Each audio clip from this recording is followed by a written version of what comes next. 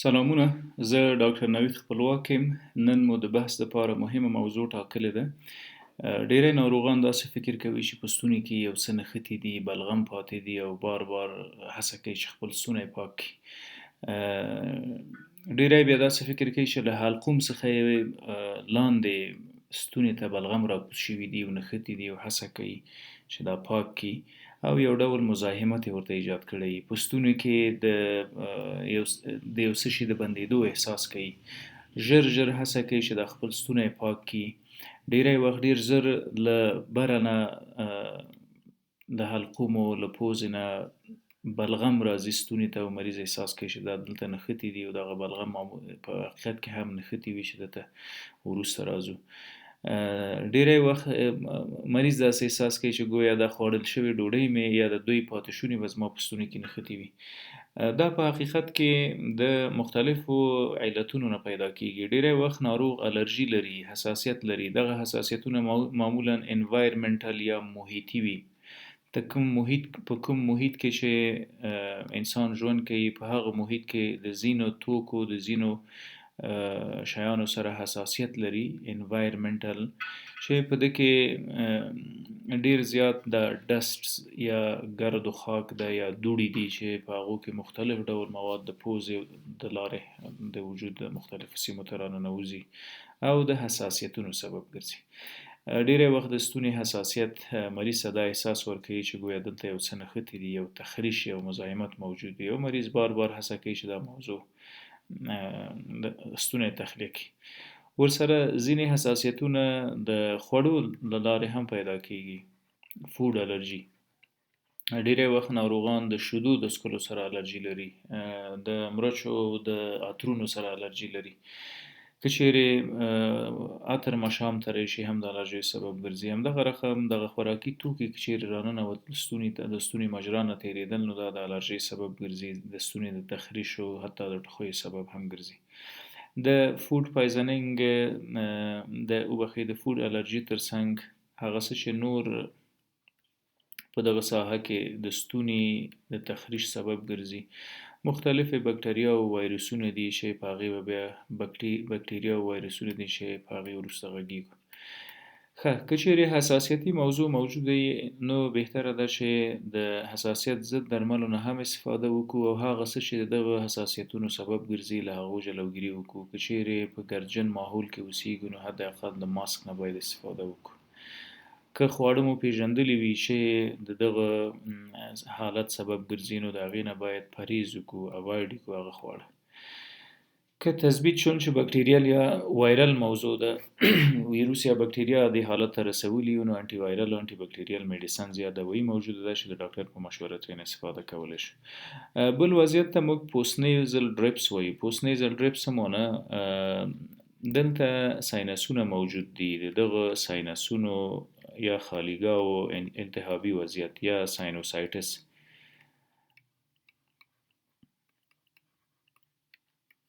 په پوزه کې او ساینسونو کې موجود میوکس ته حرکت ورکوي چې حرکت وکړي. میوکس هغه بلغم دی چې بالاخره حرکت کوي او راځي ګوډ ګوډ ستوني ته راځي. پوست نیزل ډریپ له بره د نیزل اسپیکټ یا د پوزې له جغرافیې نه لاندې دې ساحې ته د بلغم یا د سپوټم غورځېدل. په دغه سپوټم ډیر د میوکس مواد لري. میوکس هغه لزجي او سلیخناکه مواد دي چې د پوزې شاوخوا یې پوښلې ده. همدارقم زموږ د خصبتوریې حتی د معدې دیوال یې هم پوښلی ده. په عفونتونو، په التهابونو، په وایرسي او بکټریال امراضو کې دا له پوزې لاندې ستوني ته راځي او د ستوني کې د تخریش سبب ګرځي. په التهابونو کې ډیری وخت د ستوني ټانسلونو التهاب د ستوني د تخریش سبب ګرځي. هلته د میوکس د ټولېدو دغه میوکس د لزجي یا د سلیخناکه موادو د ټولېدو سبب ګرځي. وبخئ. برونکایټس یا د قصبتوریې او د هغو د شاخو التهاب او عفونتونه ډیر زر د دې وضعیت د منځته راتګ سبب ګرځي. نیمونیا یا سینه او بغل هغه مهمه تکلیف ده چې ډیری وخت په ژمي کې موږ د دې حالت سره لاس او ګریوان کیږو. د بلغمو زیاتوالی سپورټم او ورسره ټوخی ډیری وخت په دې حالاتو کې بلغم په ستوني کې نښلي او مریض فکر کوي چې ګویا په ستوني کې یو څه بند پاتې دي. ولې د نیمونیا وضعیت یو څه جلا ځکه ده چې مریض پکې تبه هم لري، فیور، اس او بي، شارټنس اف برث یا نفس تنګي هم مریض ورسره لري. همدا رقم کله چې نفس وباسي نو عجیب و غریب اوازونه په شش کې اوریدل کیږي او ورسره د ستوني تخریش. د برونکایټس او د ټانسلایټس موضوع هم د چې تبه به مریض کې وي، د ټولو هډوکو دردونه وي او ورسره په ستوني کې د تخریش احساس. ولې یو څه چې هیڅ مو ورته پام نه وي او په دې موضوع غواړم ډیر وضاحت درکړم، هغه ډیهایډریشن یا د مایعاتو کمبود ده. کله مایعات په وجود کې کمیږي، کله چې زموږ د مصرف کچه ډیره شي او د عاید کچه د اوبو کمه شي یا د مایعاتو.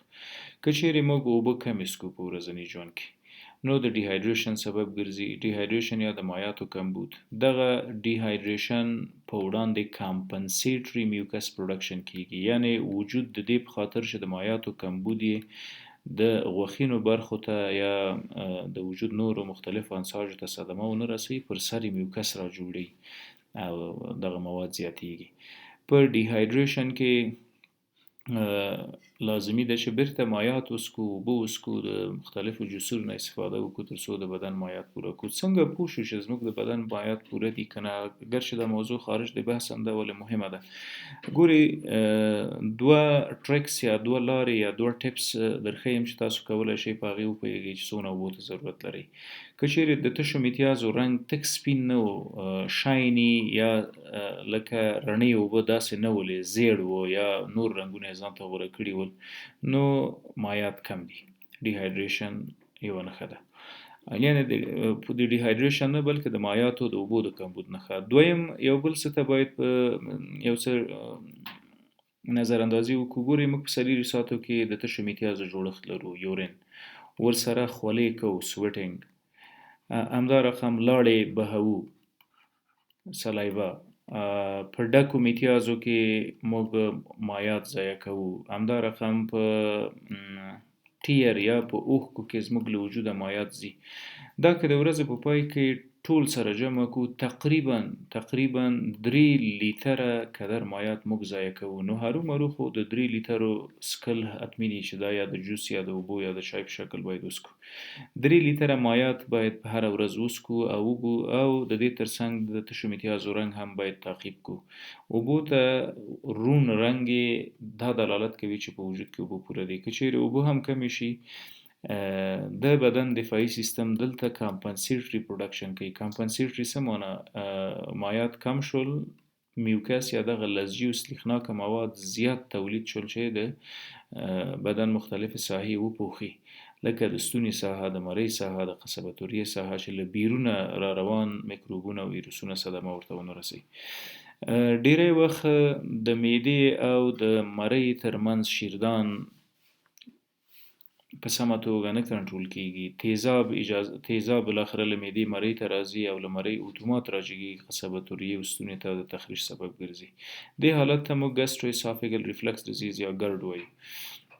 نو که چیرې تیزاب د معدې نه مرۍ ته راجګیږي او د مرۍ ستوني ته راځي او هلته د تخریش سبب ګرځي او بالاخره له همدې ستوني قصبة الریې ته ننوځي او د برونکایټس او د التهابونو سبب ګرځي، باید دا وضعیت معالجه کړو. او د معالجې دپاره مختلفې لارې چارې دي. لایف سټایل موډیفیکیشن، هغه تغییر او تبدیل چې په ورځني ژوند کې لرو له هغې واخلئ تر د درملو تر استفادې پورې. لایف سټایل موډیفیکیشن.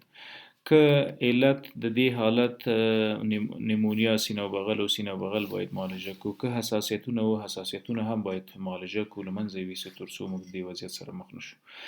یو څه چې مهمه دي زموږ په ټولنه کې، هغه ځینې ناروغان احساس داسې کوي، سنس یو فیل یو احساس لري چې گویا زما په ستوني کې یو څه نښتي دي، حال دا چې هیڅ هم نه نښتي، نه سپورټ هم موجود وي، نه کوم بلغم موجود وي هغه ځای کې، نه میوکس موجود وي دغه لزجي او چسبناک او سلیخناکه مواد، بلکې مریض احساس داسې کوي. کله چې تاریخچې ته ورځو پوښتنه ترېنه وکړو آیا زر غوسه کوې؟ بله ډېر زر غوسه کېږم. غوسه کې لړزېږې؟ بلکل غوسه کې لړزېږم. د رواني ناروغۍ هغه ګراف یې لوړېږي او مختلف علائم لري د ژور خفګان. په داسې حالاتو کې یوازې حس موجود وي، احساس موجود وي چې دا یو مزاحم مخرب احساس ده. انټي ډیپریسنټس او بیهیویر تراپی مهمه ده. انټي ډیپریسنټ هغه درمل دي چې ډیپریشن او دغه سټرس او انګزایټي کنټرولوي، او په ټوله کې د مریض سر باید خلاص شي، ورته وویل شي چې هلته هیڅ هم نه دی بند پاتې، بلکې ته احساس داسې کوي. ځکه ډیری وخت په رواني تکلیف مبتلا ناروغان بیا دې حالت ته اطلاق کوي چې ګویا موږ د مرۍ په سرطان باندې مبتلا شوي یو، ځکه داسې یو شی مو هلته په ستوني کې نښتی ده. همدا چې یو سمپل رواني ناروغي وي، ده تشویش وړ نه وي. مننه.